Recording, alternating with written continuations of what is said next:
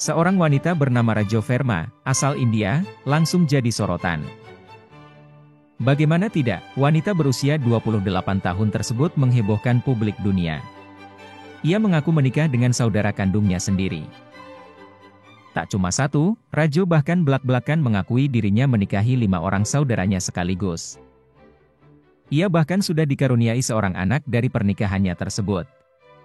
Rajo Verma tinggal di sebuah desa terpencil dan miskin di dekat kota Dehradun, negara bagian Uttarakhand, India. Rajo bersama kelima suaminya adalah bersaudara, mereka tinggal di satu rumah yang sama, dan tidur dalam satu ranjang yang sama pula. Jadi, ketika dia pertama kali melahirkan bayinya, ia tidak tahu sama sekali siapa ayah dari bayinya. Menurut Rajo Verma saat diwawancara majalah The Sun. Awalnya saya agak canggung, tapi sekarang saya sudah biasa, saya menganggap saudara suami saya tak lebih dari suami saya.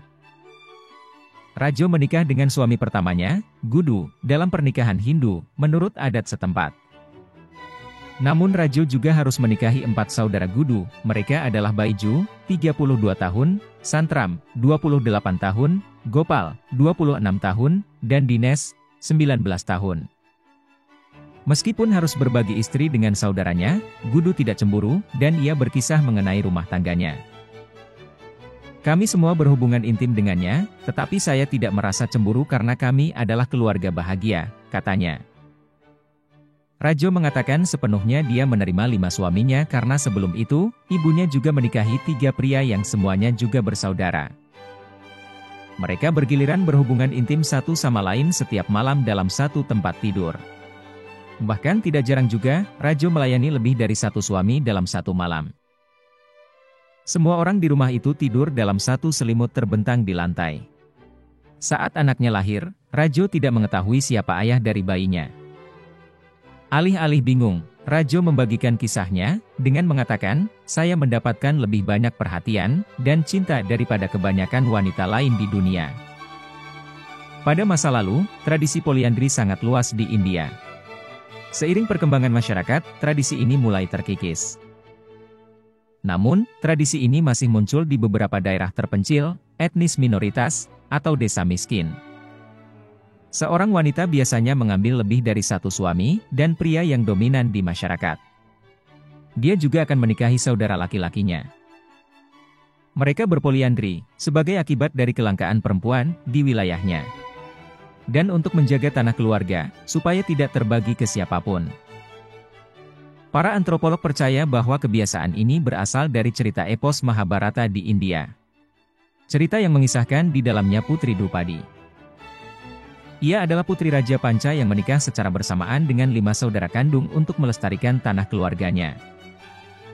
Saat ini, komunitas masyarakat yang melakukan poliandri masih banyak ditemukan di daerah dekat Himalaya atau beberapa bagian di pegunungan Tibet.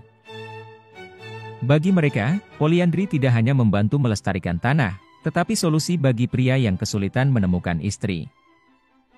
Bukannya tanpa masalah, poliandri berdampak pada bayi yang lahir. Mereka tidak bisa mengetahui siapa ayahnya. Hampir tidak ada tes DNA untuk menentukan hubungan darah. Namun, beberapa tahun terakhir beberapa orang mulai melakukan tes DNA untuk menyelesaikan perselisihan dan warisan. Poliandri lebih sering menimbulkan masalah mengenai status anak dan pernikahannya. Risiko yang timbul akibat praktik poliandri ini antara lain, kurangnya kepastian mengenai keturunan yang dihasilkan. Hal ini bisa memicu masalah dalam kehidupan rumah tangganya. Kedua, menurunkan angka kelahiran dan juga jumlah orang tua. Karena hanya 1 perempuan yang terlibat dalam beberapa pernikahan, maka jumlah anak yang dihasilkan dalam sebuah pernikahan akan sedikit. Ketiga, tingkat kegagalan pada pernikahan poliandri lebih tinggi, karena pasangan yang melakukan poliandri sangat rentan mengalami perceraian atau juga perselingkuhan.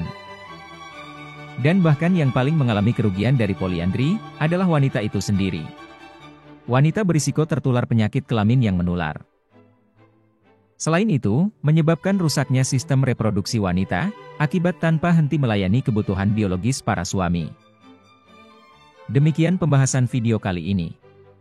Apabila ada saran, atau pendapat, ataupun permintaan topik apa yang ingin dibahas, silahkan tulis di kolom komentar.